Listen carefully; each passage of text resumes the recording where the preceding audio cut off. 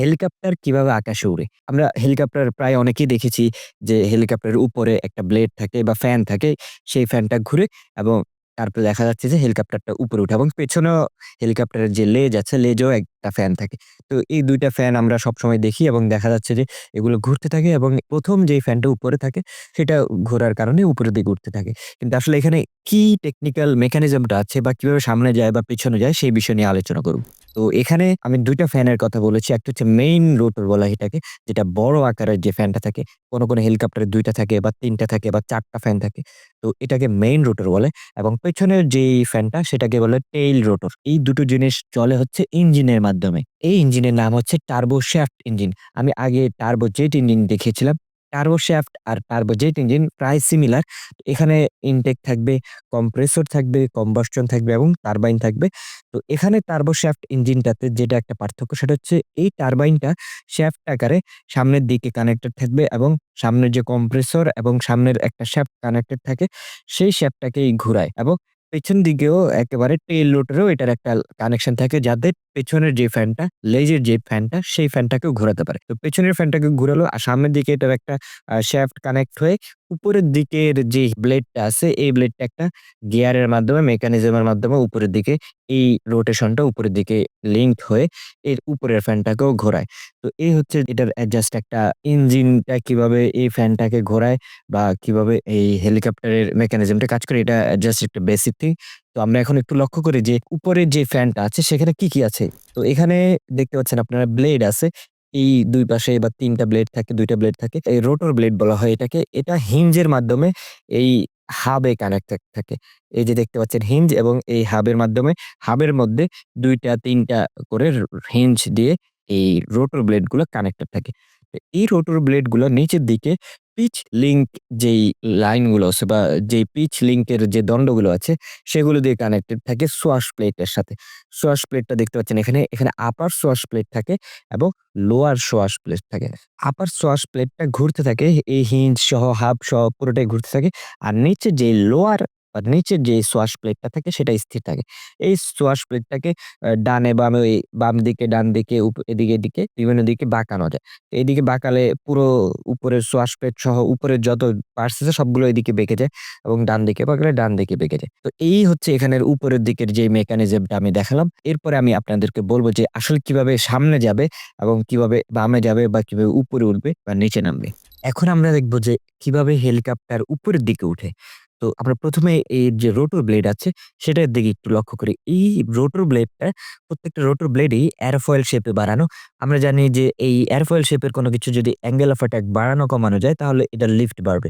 তো এই ২ টা এরোফয়েল বা ৩ টা এরোফয়েলের যেই ব্লেডটা আছে এই ব্লেডটাও ঠিক এভাবে হিঞ্জের মাধ্যমে সোয়াশ প্লেট দিয়ে এটাকে অ্যাঙ্গেল অফ অ্যাটাকটা কমানো বাড়ানো যায়। যে আপনারা দেখতে পাচ্ছেন এটাকে কিছুটা নিচে নামানো যায় এবং উপরে উঠানো যায়। সুতরাং ককপিট থেকে পাইলট যখন তার বাম হাতের যেই কন্ট্রোলিং রডটা আছে সেটা যদি উপরের দিকে উঠায় এটাকে কালেক্টিভ পিচ বলে। তো এটার মাধ্যমে সেই সোয়াশ প্লেটটা উপরের দিকে উঠে যায় এবং সোয়াশ প্লেটটা উপরের দিকে উঠে যাওয়ার কারণে এই প্রত্যেকটা এয়ারফয়েলেরই অ্যাঙ্গেল অফ অ্যাটাকটা উপরের দিকে হয়ে যাবে পজিটিভ অ্যাঙ্গেল অফ অ্যাটাক। সুতরাং পজিটিভ অ্যাঙ্গেল অফ অ্যাটাক হওয়ার কারণে এই প্রত্যেকটা ব্লেডই উপরের দিকে অ্যাঙ্গেল হয়ে যায় এবং তখন এই লিফটটা হতে থাকে। আমরা জানি যে যত বেশি অ্যাঙ্গেল অফ অ্যাটাক হবে তত এয়ারক্রাফটের লিফট হবে। তো এখানে দেখা যাচ্ছে যে আমরা এই ৩ টা ব্লেড বা ২ টা ব্লেডের মাধ্যমে পুরো এয়ারক্রাফটটাকে উপরের দিকে উঠাতে পারছি। এখন কথা হচ্ছে হেলিকপ্টারটা তো উপরের দিকে উঠলো।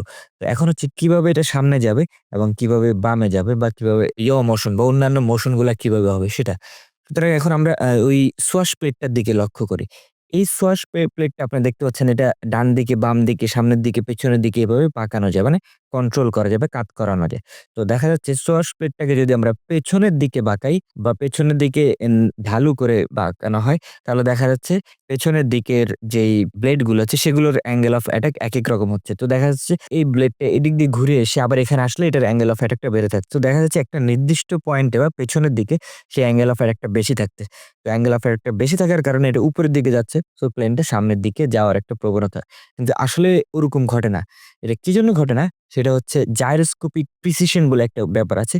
সেই কারণে এই সিস্টেমটা এই হেলিকপ্টারে হচ্ছে না। তো এটা নিয়ে আমি আসলে এখন বেশি আলোচনা করব না। কারণ এটা হয়তো বেশি জটিল হয়ে যাবে আপনাদের জন্য।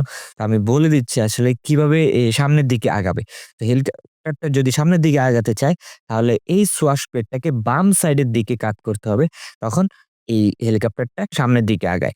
আর অপোজিট ভাবে যদি এটা বাম দিকে আগাইতে হয়, তাহলে সোয়াশ প্লেটটা পেছনের দিকে বাঁকানো হলে তখন এই এয়ারক্রাফটটা বাম দিকে যাবে। সুতরাং দেখতে পাচ্ছি যে এই সোয়াশ প্লেটটার কন্ট্রোলের কারণে এয়ারক্রাফটটা ডানে বামে বা হেলিকপ্টারটা ডানে বামের দিকে যেতে পারছে। আর সোয়াশ প্লেটটা যদি নরমালি থাকে, তাহলে এয়ারক্রাফটটা নরমালি হোভারিং হবে। এখানে আরেকটা জিনিস বলে নেই, সেটা হচ্ছে হেলিকপ্টারের যে উপরের ব্লেড গুলো আছে, সেগুলো যেহেতু ঘুরছে, এটার অপোজিট দিকেও একটা আমরা নিউটনের 3rd ল অনুযায়ী ফোর্স পাবো। তো এই ফোর্সটা রিডিউস করার জন্য আমরা টেইল রোটর ইউজ করি। যদি টেইল রোটরটা না থাকে, তাহলে দেখা যাবে হেলিকপ্টারটা এরকমভাবে স্পিনিং করতে থাকবে বা ঘুরতে থাকবে একটা জায়গায়। তো এটাকে আমরা বাদ দেওয়ার জন্য বা এটা থেকে বাঁচার জন্য আমরা পেছনের যে টেইল রোটর আছে, সেই টেইল রোটরটাকে ইউজ করি। অপোজিট দিকে থ্রাস্ট দিয়ে বা অপোজিট দিকে ফোর্স দিয়ে।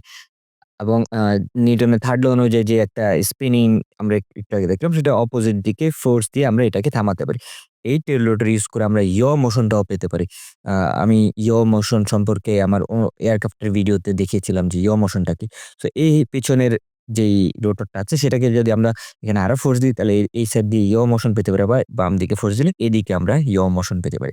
তো এই হচ্ছে জাস্ট ওভারঅল হেলিকপ্টার কিভাবে আকাশে উড়ে এবং কিভাবে সামনে যায়। এটা সেই ওই সোয়াশ প্লেটটার ১ম এ কালেক্টিভ পিচ ইউজ করে এয়ারক্রাফটটা উপরের দিকে উঠে এবং পরে সাইক্লিক পিচ বা সোয়াশ প্লেটটাকে বামে ডানে বিভিন্ন অ্যাঙ্গেলে করে এই এয়ারক্রাফটটাকে সামনে, বামে, ডানে, পেছনে নেওয়া হয়। তো এই হচ্ছে হেলিকপ্টার কিভাবে আকাশে উড়ে বা এটার ভেতরের মেকানিজমটা কিভাবে কাজ করে। এটা আমি আপনাদেরকে একটু বুঝিয়ে বলার চেষ্টা করলাম।